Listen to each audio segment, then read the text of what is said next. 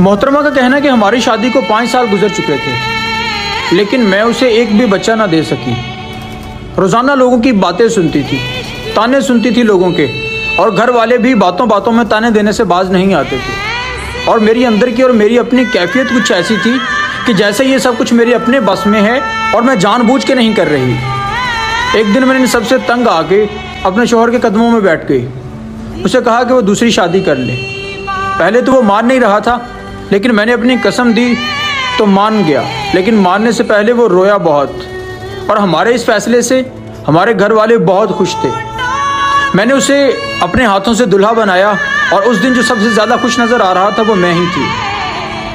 مجھے آج بھی یاد ہے وہ رات، شادی کی پہلی رات، جو میں نے ساری رات اس کے کمرے کے باہر بیٹھ کے گزار دی۔ لیکن میرا شوہر بہت خوش نظر آ رہا تھا، اور میری اصل خوشی اسی میں تھی۔ لیکن جو اصل کہانی تھی وہ اس کے بعد شروع ہوئی۔ میرے شوہر نے میری طرف دیکھنا بھی بند کر دیا، مجھ سے بات چیت تک کرنا بند کر دی۔ 1 مہینہ گزر چکا تھا کہ میرے شوہر نے مجھ سے بات تک نہیں کی تھی، اور میں اندر ہی اندر گھٹ رہی تھی، اور ایسا کرتے کرتے میں بیمار پڑ گئی۔ میرے سسرال والوں نے اس سے کہہ کے مجھے امی کے گھر بھجوا دیا، اور اس کے بعد میری خبر تک نہ لی کہ میں زندہ ہوں یا مر گئی ہوں۔ پھر 1 سال بعد اللہ پاک نے انہیں ایک بیٹا اور ایک بیٹی دی، اور انہیں ایک کام والی کی ضرورت پڑ گئی، تو وہ مجھے لینے آ گئے گھر میں، اور 1 سال گزر چکا تھا۔ یہ میرا سال قیامت سے کم نہیں گزرا تھا۔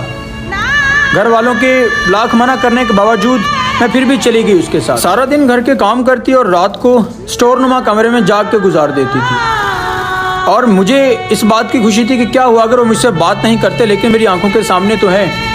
اور یہ سب کچھ برداشت کرتے کرتے مجھے عادت ہو چکی تھی، اور جیسے کہ یہ میری کوئی آزمائش تھی، لیکن میں اس آزمائش میں پوری اتری۔